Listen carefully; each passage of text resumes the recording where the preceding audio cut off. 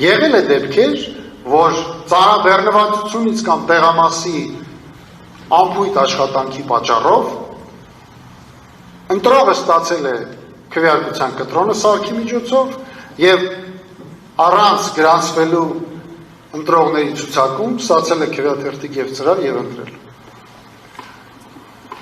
Էլի մի դեպք պատմեմ իմ սեփական փորձառությունից։ Երբ գնացել էի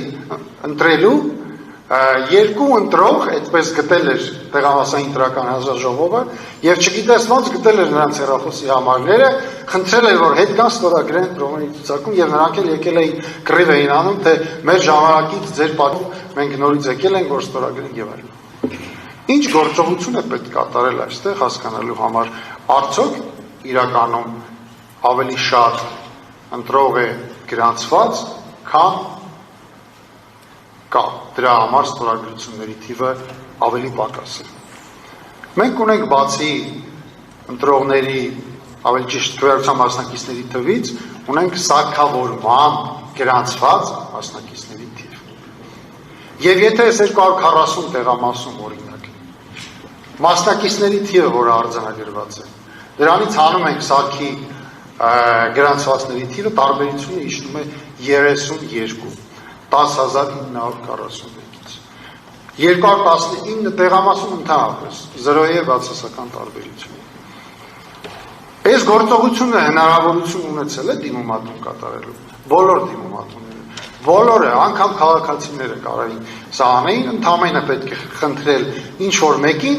որը գտնվել է տեղամասում, որպեսզի սարքի տպած ավարտական տեղեկանք ենք մենք դրան ասում, դրանից մեկ հատ վերցներ։ Եվ ինչ է պարունակում այս տեղեկանքը։ Բոլոր այն ընտրողների տվյալները, ովքեր մասնակցել են քվեարկությանը, նրանց հերթական համարը ընտրողների ցուցակում։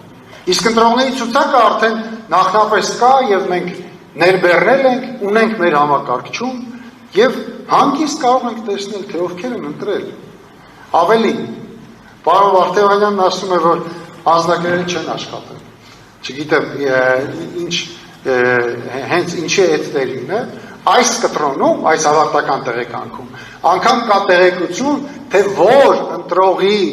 անձը հաստատող փաստաթղթի տվյալն է ստեղնաշարի օգնությամբ դուք եղել։ Եվ հնարավոր է այս տեղեկանքով բարձր տեսնել ընտրողների ցուցակում կա արդյոք ավելի ստորագրություն, կամ կա արդյոք անփութորեն տեղի ունեցած պակաս ստորագրություն,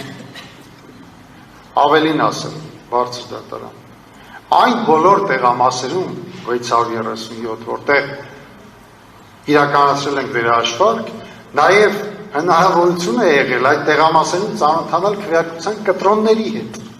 որովհետև բոլոր այն քաղաքացիները դուք տեսել եք ձեր քվեարկության կտրոնը, ովքեր գրանցվել են սարքի միջոցով, նրանք ունեցել են սարքի միջոցով տպած քվեարկության կտրոն, ովքեր ոչ սարքի միջոցով նրանց համար համարակալված կտրոն է լրացվել, եւ այս կտրոնների վրա կոնկրետ, ոչ լատենտ, կոնկրետ մարկանց կոնկրետ տվյալներ են։ Կա արդյոք այսպիսի վերլուծություն, թե այս տեղամասում օրինակ կտրոնները պակաս էին, այս տեղամասում կտրոնները ավել էին, ոչ թե 1-2 հատով եւ թվակռվով, այլ հենց այնպես, ինչպես որ փորձել են ներկայացնել, որ տեղամասում շատ ավելի շատ են քվեաթերթիկները կամ շատ ավելի քիչ։